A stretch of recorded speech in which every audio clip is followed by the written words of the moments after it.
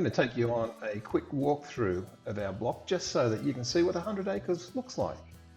This is the area where we used to camp, where we first bought the block.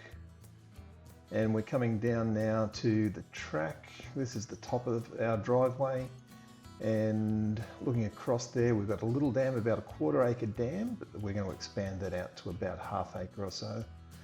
And coming down here, you can see where we've had the track extended, and it is very muddy and very wet at the moment. We've had a wet winter and we haven't been able to get into that spot to get it, sort of finished off. And there's some rock we've put in there.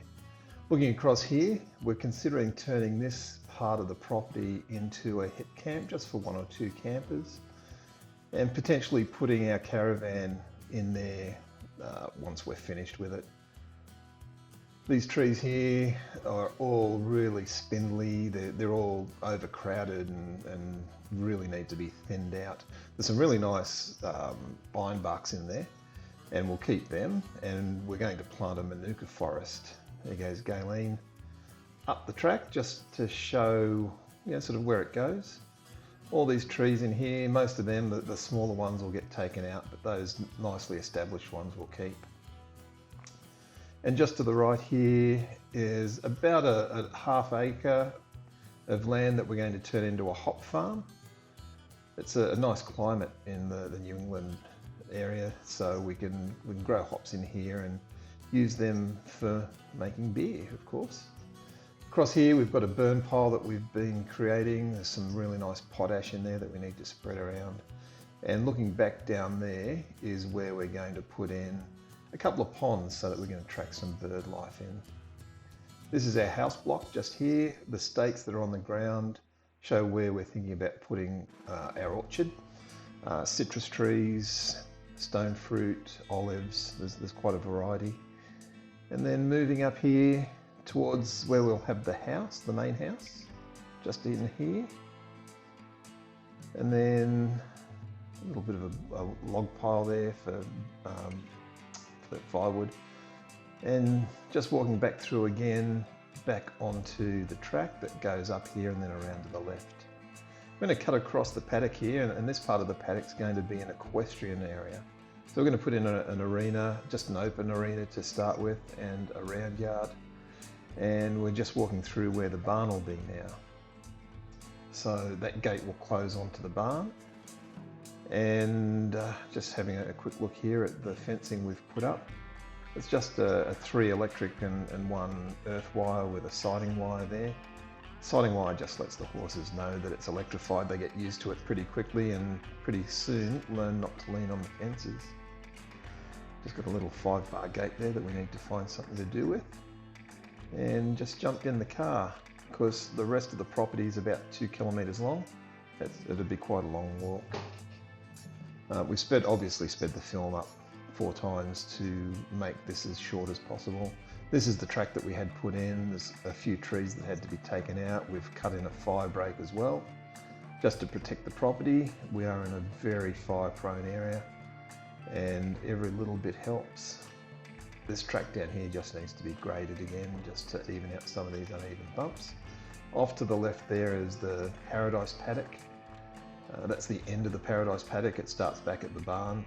And if you don't know what a paradise paddock is, Google it. It's quite a nice way to keep horses and make sure that they don't get sort of too much grass, especially at this time of year when the spring grasses are coming through. On the left here, we'll see it again later in the video, but that's where we're looking at putting in a small vineyard just for our own use and just to make wine for ourselves. And now we're looking up, just down in the first part of the back part of the block, which opens up well and truly to the right. Down there, it's 35 acres in this first paddock, and then another 32-ish behind that. Just following the track out, up along our boundary fence. And I just missed there's a bit of footage that was missing there where I was trying to introduce the herd. Unfortunately, I must have turned the camera off. There's Chantel. She's a beautiful mare. She's given us 2 really lovely foals. but we've had to retire her now just due to injuries. You can see it's a pretty bumpy road going up along here. It is a bush track. It's not a nice, bitumen sealed road. It is a bush block with a pretty rough track on it, and you can see all the rock on the ground. New England area is the edge of the granite belt, so there is a lot of rock on the ground. Just coming over the hill here, and we get right up to the tallest part of the property.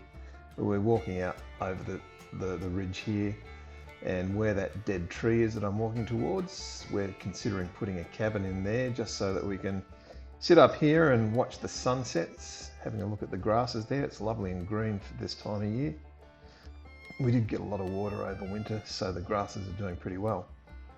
Yeah, where we put this tree, we're considering putting a cabin in here just so that we can sit in the afternoons and just watch the sun go down. There's some pretty spectacular sunsets. And just looking down towards our boundary, just down past those trees, there's our big dam. And looking right back towards the front of the block. Just continuing on the journey down our back boundary fence. It's quite nice down here. We've had the horses in here for 6 months now on 35 acres, which it's starting to get a little bit tired now. We need to take the horses off, and that's why we're putting the Paradise paddock together so we can get them down there, do a bit of training with them, get them back into riding condition, do a bit of training with the foals, they're not foals anymore, the fillies, so that we can prepare them for starting them under saddle. We come down here past the dam. This is our big dam. It's about 1.5 acres. Don't know how deep it is, but it looks pretty deep when you look at it from the gully side. I'd say it's probably about 5 meters in the middle, 5 meters or so in the middle.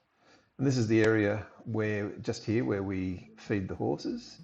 You see those yards there. And we've just turned around because we realised we didn't have the key to get out through that gate. So we've had to turn around and head back up the block and find our way out. But it gives us a chance to, instead of just looking out over the boundaries, to have a look at the block itself and see how lovely and green it is.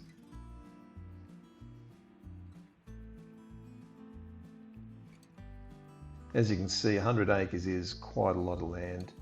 If you take it that the average house block these days is about 1/5 of an acre, you could, without roads, you could fit 500 houses on here quite easily. Put some roads in and you're probably cutting it down to about 400.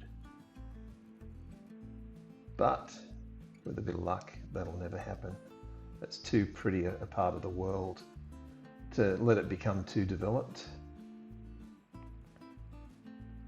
And here we come back down again, back down that same track that we came up. And just seeing in here, there's one thing we did notice up the top there is there's a lot of thistle up there this year that we didn't see last year. So we're going to have to get the horses off this block so I can get in there and take care of that. We will spray it, but we'll use an animal-friendly spray. And there we see the horses again.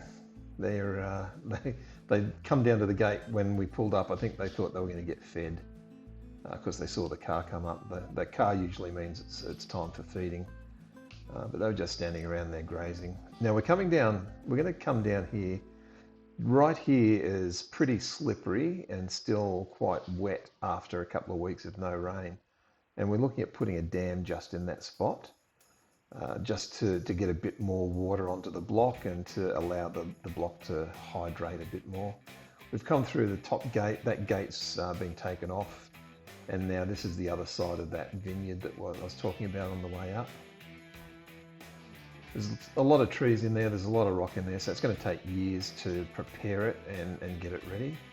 I'm just handing the camera over to Galen so she can show you the erosion gully that's down there. It's got a bit of a creek in there at the moment from all the rain, and where we cross it, just down here, we're looking at putting a weir in just to capture a bit more water, just right here. Put a weir in there just so that we can capture more water and get more water out and hydrating the block and making it a little bit more drought proof as well. That'll take a little while I'd say it's going to take a couple of years, sort of 12 months from now to get the weir in, because we've got other priorities obviously, and then another year or two of capturing water to start to make a difference there. I'm just cutting back down and cutting through where we're going to put the greenhouse and our gardens. That's the end of the tour, so please like, comment and subscribe to see more.